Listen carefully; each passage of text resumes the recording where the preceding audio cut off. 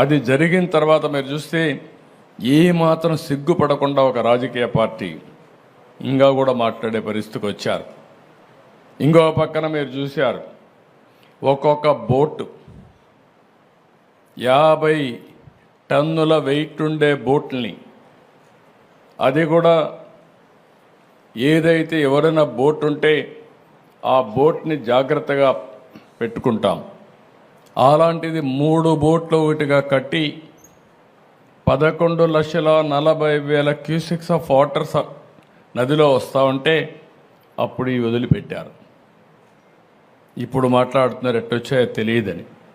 ఈ 4 వచ్చి counter weight అని కాలంకు మధ్య సపోర్టింగ్ కడతాం, అది కూడా 15 టన్నుల వెయిట్ ఉండే కౌంటర్ వెయిట్ నుంచి గుద్దాయి. ఆ హైట్కి వచ్చి గుద్దితే ఆ కౌంటర్ వెయిట్ 2గా విరిగిపోయే పరిస్థితికి వచ్చాయి 3 కాలమ్స్లో. అంటే మీరు ఊహించుకోవాలి, అదే కానీ కాలమ్ని కానీ గుద్దుంటే ఈరోజు ప్రకాశం బ్యారేజీ మనం చూసేవాళ్ళం కాదు. అది కొట్టుకొని పోతే లంక గ్రామాలు ఏమవుతాయి, ఈ ప్రాంతం అంతా ఏమవుతుంది?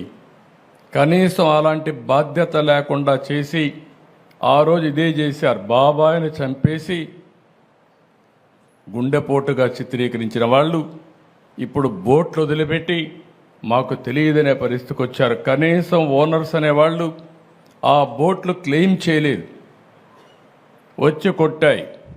3 రోజులు మనం మన పనుల్లో ఉన్నాం.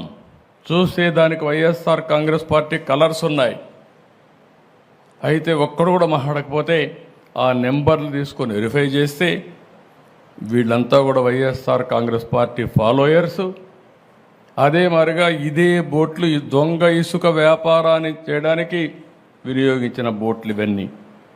అంటే మనం గుర్తుపెట్టుకోవాలి, నేరాలు ఘోరాలు చేసే దుర్మార్గులు ప్రజా జీవితంలో ఉండి ప్రజల జీవితాలను అతలాకుతలం చేసే పరిస్థితికి వస్తున్నారు. నేను ఒక పక్క వరదలు వచ్చాయి, వరదల్ని ఏ విధంగా ఆదుకోవాలి, అక్కడికి పోతే భయంకరమైన పరిస్థితులు. 1 రోజు కాదు, 2 రోజులు కాదు, 3 రోజులు కాదు, వరద తగ్గడం లేదు. ఏం చేయాలో తెలియని పరిస్థితి. కనీసం మంచినీళ్ళు ఇవ్వలేకపోతున్నాం, తిండి అందించలేకపోతున్నాం. బోట్లు పంపిస్తే ఎన్డీఆర్ఎఫ్ లాంటి సంస్థ ముందుకు సాగలేక ఆ వెలాసిటీ, ఆ ఫోర్స్ వల్ల వెనక్కి వచ్చే పరిస్థితి వస్తామని మేము కూడా కొట్టుకొని పోతామని హెలికాప్టర్లు పెట్టాం. హెలికాప్టర్లో ఫుడ్ తీసుకుపోయిస్తే కొంత వేస్ట్ అవుతూ ఉంది, కొంతవరకే చేరుతూ ఉంది. డ్రోన్స్ పెట్టాం, ఎందుకంటే వీళ్ళంతా ఫుడ్ తీసుకుపోతే వీళ్ళు కూడా దిగలేక కొట్టుకొని పోతామని భయంతో ఇసిరేయడం మొదలుపెట్టారు. దానివల్ల కూడా ఇబ్బందులు వచ్చాయి. అప్పుడు డ్రోన్లు పెట్టి ఇక్కడి నుంచి నేరుగా బిల్డింగ్ పైకి పంపించే పరిస్థితికి వచ్చాం. ఇన్ని అవస్థలు పడితే ఏదైతే వైఎస్ఆర్ కాంగ్రెస్ పార్టీ ఒక పేపర్ పెట్టుకొని విషయం జిమ్ముతున్నారు, అంటే ఓడిపోయారు కాబట్టి, ప్రజలు ఓడించారు కాబట్టి ఈ ప్రజలపైన ద్వేషం పెంచుకొని ఏదో ఒక విధంగా నష్టం చేయాలని ఆలోచించే పార్టీలు ఏమనాలి నాకైతే అర్థం కావడం లేదు. ఇలాంటి పార్టీలు ఈ రాష్ట్రంలో ఉండడమే మన దురదృష్టం అని చెప్పి కూడా నేను మీకు తెలియజేస్తాను. భారతదేశ చరిత్రలో ఎక్కడా ఇలాంటి పార్టీ ఉండదు. నేరస్తులు రాజకీయాల్లోకి వస్తే, నేరస్తులు రాజకీయ ముసుగులో ఇలాంటి నేరాలు ఘోరాలు చేసి ప్రజా జీవితాన్ని అతలాకుతలం చేసినప్పుడు ప్రజలందరూ అర్థం చేసుకోవాల్సిన అవసరం ఉంది. అదే కానీ నేరస్తులు రాజకీయ ముసుగు లేకపోతే నాకు 2 నిమిషాలు పట్టకొచ్చి తాట తీసి ఎక్కడ పెట్టాలనో అక్కడ పెట్టేవాడిని అని చెప్పి కూడా నేను మీకు తెలియజేస్తున్నా.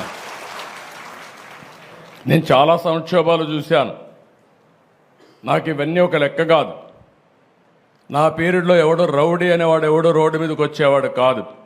ఒకే మాట చెప్పాను, ఎవరైనా రౌడీ అనేవాడు రోడ్డు మీదకి వచ్చేదానికి వీలు లేదు, ఈ రాష్ట్రంలో ఉండడానికి వీలు లేదని చెప్పి నిర్మోహమట్టంగా యాక్ట్ చేసి రౌడీయిజాన్ని, అంత మునుపంత గల్లీకి ఒక లీడర్ ఉండేవాడు, అటు తెలంగాణలో కానీ ఇటు ఆంధ్రప్రదేశ్లో కానీ ఆ 9 సంవత్సరాలు రౌడీలు లేకుండా చేశాను.